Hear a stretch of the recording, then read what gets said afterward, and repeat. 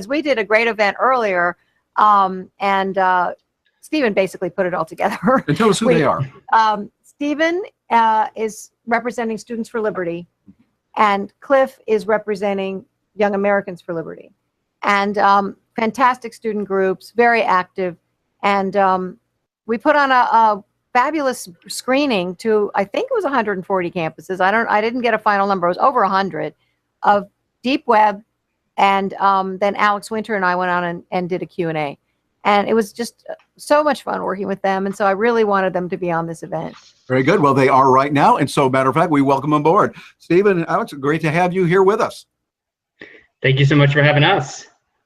And so I put the headphones back on here now so we can hear you. Yes, we're here on the studio. Okay, time to put the headphones back on here. Here we go. We're going to do it. See, we take them off because we don't hear that nasty echo that's in there. But it's one of those things we go, okay, fine, that's all right. But tell us a little bit about your organization, Students for Liberty, and what you're doing there. Sure. So Students for Liberty is an international libertarian organization, and we're focused on the ideas and the philosophy of liberty. So we truly are international as well. We have students on every continent except Antarctica, working on bringing liberty to that continent, hopefully in the near future here. But you know, what we do is we educate and empower students across the globe. So we give them a really strong philosophical grounding and some activism training. We, you know, in the US, we fly our students, we call them campus coordinators, where we invest in them individually. We fly them to DC for a central training where everyone kind of gets to know each other and makes plans for their region. And then we let them loose on their college campuses. And so essentially they can kind of do what they're passionate about. And in many cases, students are passionate about a number of these issues that I think Ross's case intersects here. So we also work very closely with Young Americans for Liberty. I know Cliff will talk about them. So, you know, I think a lot of our students are chapter members or leaders in Young Americans for Liberty and vice versa. But we're really here to, you know, educate and empower the next generation of liberty activists and academics. And because, you know, at SFL, our idea of social change is essentially that, you know, ideas are incredibly important. And so politicians respond to incentives. And if we can change hearts and minds by talking about, you know, Ross's case and the implications that it has in so many different areas of policy, not just drug policy, which I think a lot of our students initially think it's just about drug policy, but as everyone here knows, it's not. If we can change their hearts and minds, they can talk to their fellow students, their family members, their loved ones about this case and its implications. We can really change the world. Yes, indeed. I think that's possible, and we see those kind of things happening now in a major way. And Cliff Maloney, you also are doing a lot. Tell us what you're seeing from your perspective and how you see the Ross Ulbricht case affecting the students you're working with in our world.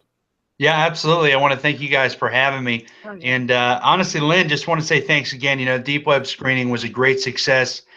So awesome to see a lot of our student leaders coming out. And honestly, I think this case it's really more of a call to action. Of course, you know, we want to get Ross out and we want to, you know, have the opportunity to share freedom with him. But just to express these ideas, to build this community, to come together around the cause, you know, that's what Young Americans for Liberty is all about. We have 804 chapters. We work very closely with Students for Liberty. We're the American arm, if you will, focusing specifically here in the States.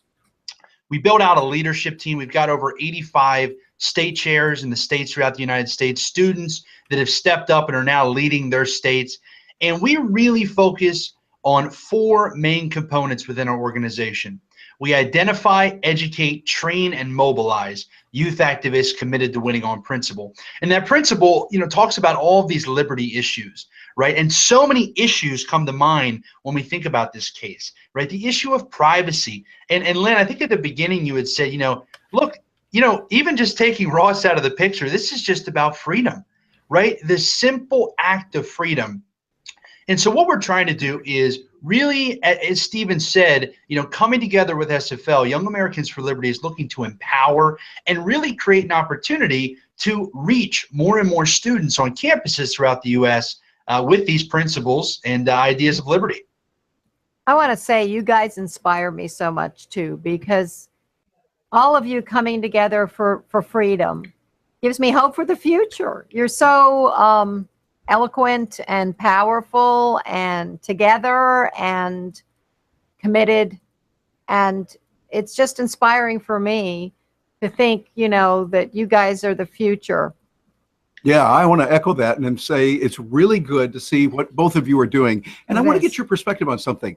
Often people will say, hey, wow, we don't know about these millennials. We don't know about the college kids today. Where are they going? Are they going too far to the left and socialism? They've forgotten that, hey, free market matters. But you're right there. You got a pulse on it. And I'd like to hear from each of you after we've seen the election, where we saw many millennials embracing Bernie Sanders and socialism and that.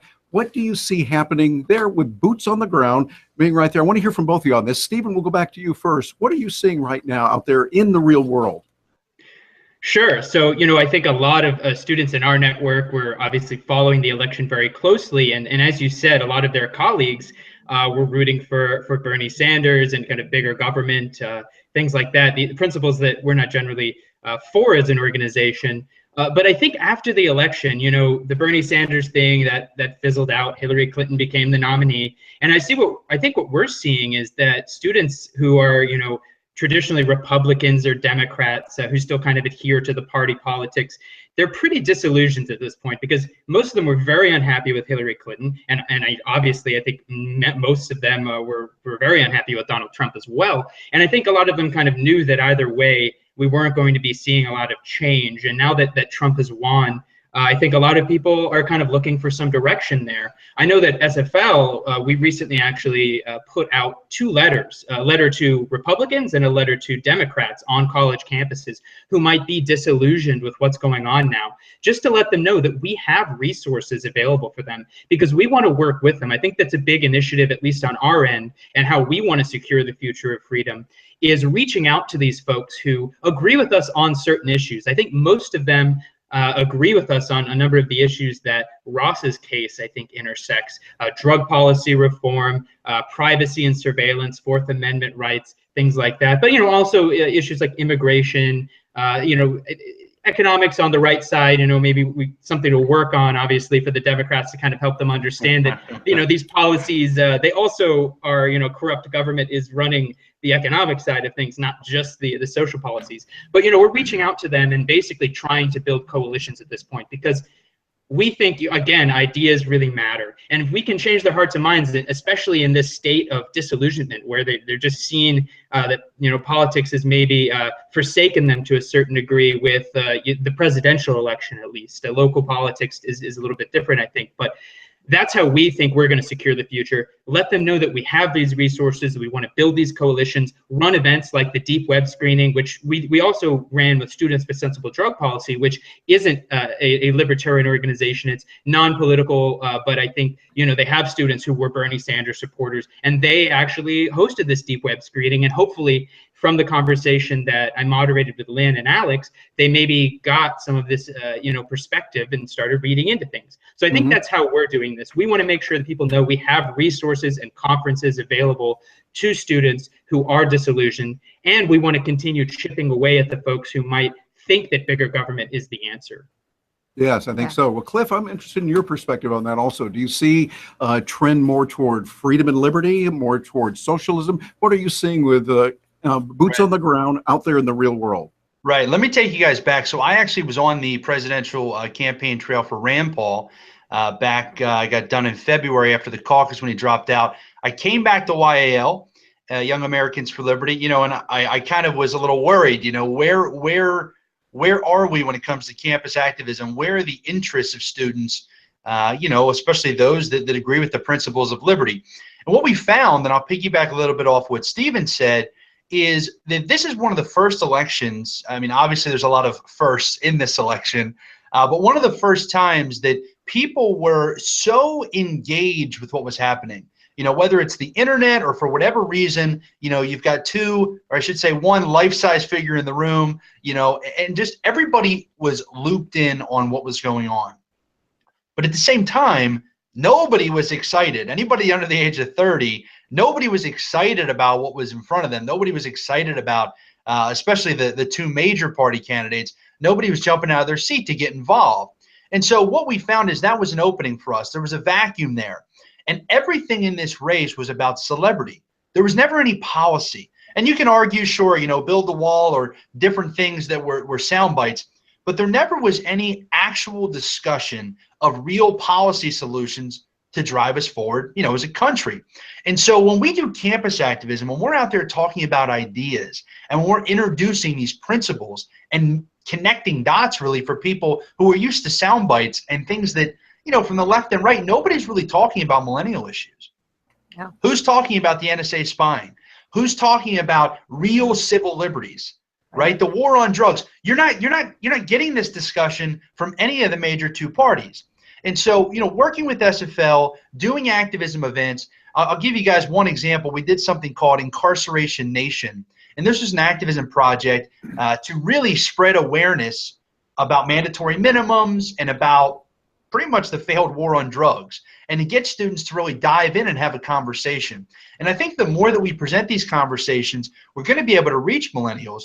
But if I had to put a pulse on where they stand, I think, yes, I think a lot of these libertarian issues are typically where millennials fall. They're not interested in the government getting involved in every nook and cranny of our lives, right? They want to be able to create, to innovate, to do cool things. I mean, things like what Ross is doing, you know, what Ross did. I mean, these are opportunities to set more people free and to create prosperity. And I think the more we work with students and the more we show them that there are paths forward, you know, students aren't leaning on government. And I think the more that they realize that, the better it's going to be for our ideas and for our community as a whole. Yes, indeed. Well I think said. that's right. That's right. Well, Lynn, did you have any comments or anything that you would like to ask either Cliff or Stephen? Well, no, I've made my comments. They're great and inspiring, and I agree with what they've said. And Hey, Lynn, you know, could I just add one more thing? So you guys are in Media, Pennsylvania. Is that correct? yes. So I usually don't bring up my family, but the courthouse, that's my home county in Media, PA. I'm actually from Chichester, Pennsylvania, Awesome. just about 15 minutes down the road. But I have spent many a days, I've had some family members in and out of the justice system. So I thought it was so interesting that you guys are in Media, the place where I kind of got my start, realizing just how much criminal justice reform we really need in this country. That's perfect. You can't make this stuff up. Yeah, right. That is great. Well, Stephen and That's Cliff, great. we really appreciate what you're doing. You're out there, you're raising the level of awareness, and you're bringing in people to understand what freedom and liberty is all about. And really, when we talk about freeing Ross Ulbricht, it's based on a core message of freedom. It's based on a core message that people interchange peacefully with each other, with emphasis on the peacefully. I like the way that Leonard Greed said it from the Foundation of Economic Education, anything that's peaceful. And that's what you two are doing, and we really appreciate it. Now, before we let you go, I want to find out, how can somebody get in touch with you if they say, okay, I'm interested in this, I want to know more. Stephen, we'll start with you. What's the best way for someone to get in touch with you? Sure. So you can simply go to studentsforliberty.org. From there, you'll be able to find all of our resources, information about our leadership programs, links to the ISFLC, which is our International Students for Liberty Conference that Lynn has actually spoken at before. We're hoping to get her out there again. That's February 17th through 19th in Washington, D.C. We have over 1,000 students come together, you know, for the principles of liberty and the principles of freedom. So you can learn all about what we're doing there. If you'd like to email me directly, it's just sduke@studentsforliberty.org, and I can kind of help field any emails that you may send my way if you're interested in our leadership programs or trying to work with us on conferences or any sort of resources like that. Very and good. Of course, I would also I would recommend as well, everyone that can make a donation today if you can. I mean, this is an incredibly important issue, and Lynn, you say that we're an inspiration to you, but that goes both ways. I think more so from us to you. You're an absolute inspiration for us, and so is Ross. And you're fighting for a just cause. And there's just I'm just so happy to be here, and thank you so much for having us. Well, thank you. Stephen. And Cliff, let's find out from you. How does someone get in touch with you? They say, hey, I want to find out more about Cliff and what he's doing with YAL, Young Americans for Liberty. Sure, you can reach me directly via email. It's just cliff.maloney@yaliberty.org. I'd also encourage everybody out there, you know, go over to yaliberty.org, check out the things that we're doing as an organization. We're really trying to build that youth army of liberty activists and reaching more people. We'll be launching 6 major events here in the spring. We'd love for you to get out there. We've got one in Atlanta, in Boston, LA, Chicago, Pittsburgh, and Denver. And as always, I'll reiterate what Stephen said. Lynn, thank you so much for what you're doing. Please send our wishes to Ross. I will. And anybody out there that can afford to chip in, contribute to this cause. It's worth it. And I believe it when I say it. Freedom is what this is all about. And let's continue forward spreading that message. Thanks, everybody. Sounds you, good. Cliff. Thank you both. We appreciate you being here. That's great.